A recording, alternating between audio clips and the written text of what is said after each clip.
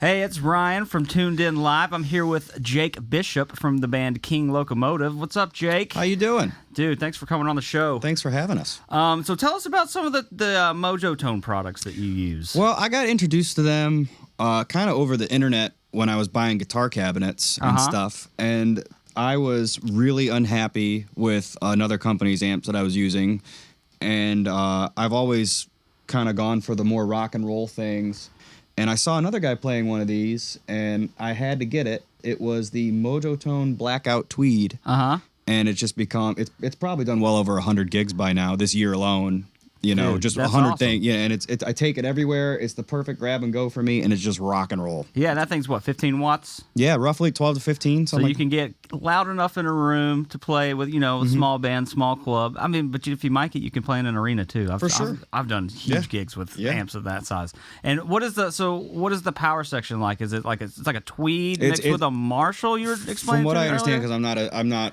They're way better at explaining it than me. Dude, I'm not either. It's very difficult. Like I know what I like, and you're probably the same way. You plug it in and you know it if you like it. And I guess you figured out you're kind of more of a Marshall guy. Yeah, for sure. And this is definitely of the Tweed variety.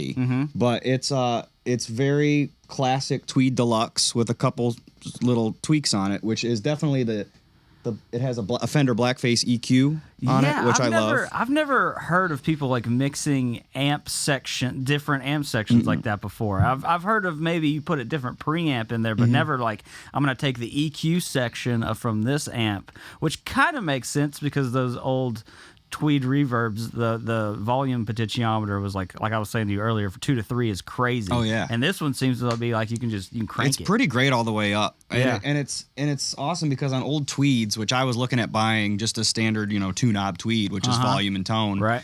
You don't get that. When you turn them up real loud, the bass can get really overbearing, and you can only use them from a certain frequency. Right.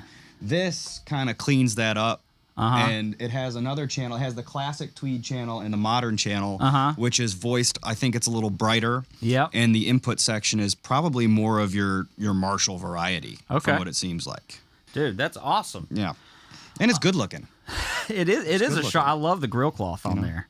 And I'm also using their pickups too, which are just awesome. Yeah, you were telling me about that. So you said that the ones that came stock on that Gibson, you weren't getting a good enough balance between the two. Yeah. When you do a lot of pickup switching all the time. When you're playing? I'm constantly I'm not a pedal guy really. I have a few things, and I'm not a because we're just going. Everything you heard earlier is just straight there's nothing into the on. amp. I have some stuff, but nothing's on. It's just the amp, and it's when you plug a guitar and run an amp like that, when you're pretty straight in, you can tell when something's not working really quick. Yeah. And I am a volume knob just junkie, and especially with neck pickups and treble pickups, they have to be. Oh yeah, especially if you're going a lot of back and forth, and you do country gigs and stuff downtown too. So when you got to get a little spanky, you like going in the middle a lot, putting both of them pickups on. And I think that's why I kind of I used to be a straight, for a long time it was a Strat for years, and then it was a Les Paul all the time. And my buddies would always tell me P90s are your thing, and then they were right.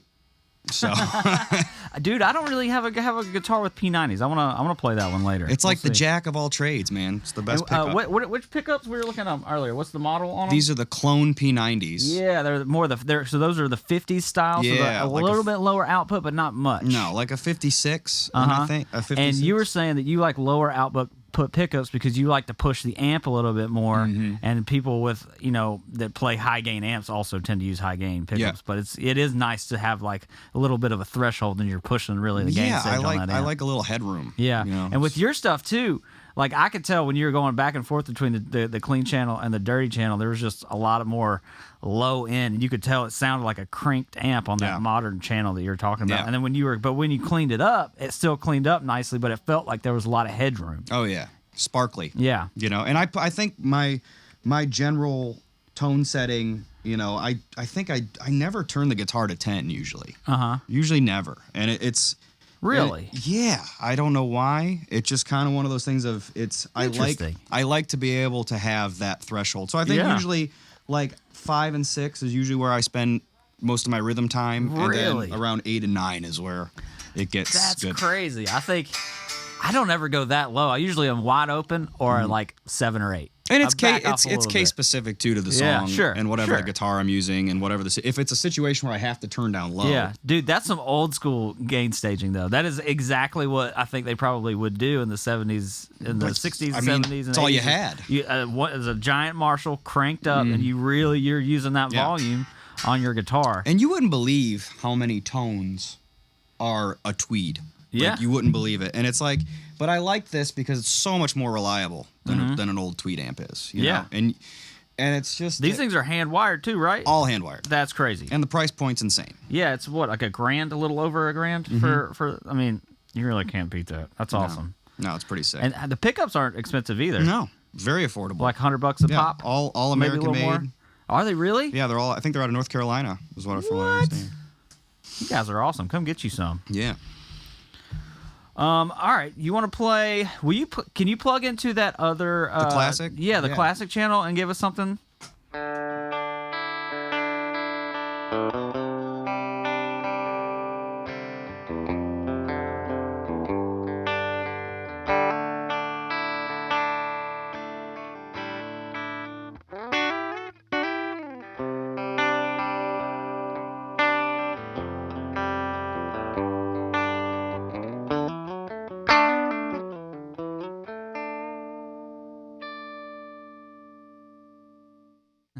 Dude, that sounds great.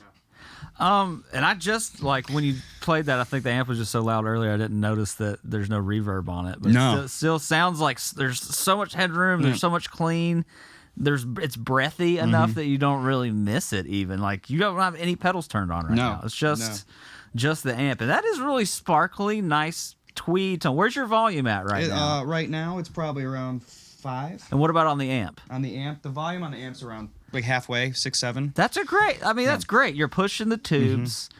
Man. And that channel I would work differently. Like, Right. I've used that channel in recording because it takes, for me, when I'm not doing as much rock stuff, and I need it a little cleaner, It takes pedals well. it takes pedals really Yeah, well. you can tell. You know.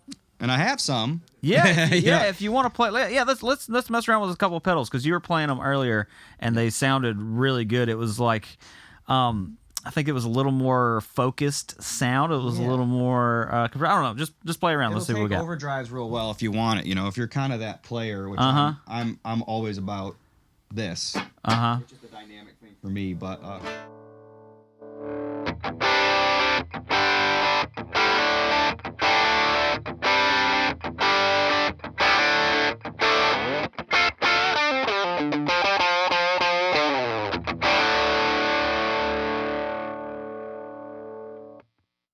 Yeah, that was awesome. It sounds like the mid sounds great in that. Like it would sit in a mix. Awesome. Yeah. It is voiced for a guitar automatically. For sure. What overdrive pedal did you just turn on? That is just the run of the mill. My theory on pedals is that I used to have a bunch of cool stuff and like weird fuzzes and I still like it.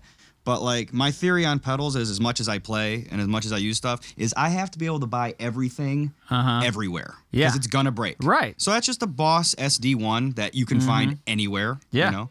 Dude, it sounds great, and it's just your run of the line distortion pedal. They're all half of them are tube screamers that are just voiced differently on the circuit. Anyway, well under $100. Yeah, dude, You know? that's great. Sounds awesome. I'm very simplistic in that sense. If I didn't have to use any of them, I wouldn't. Yeah. But there's times where you need a mid push. You know. Sure. There's times where you need that kind of stuff. And, Sure.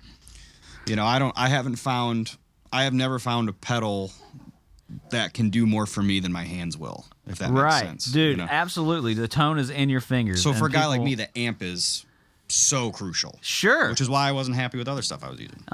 You know? That's awesome.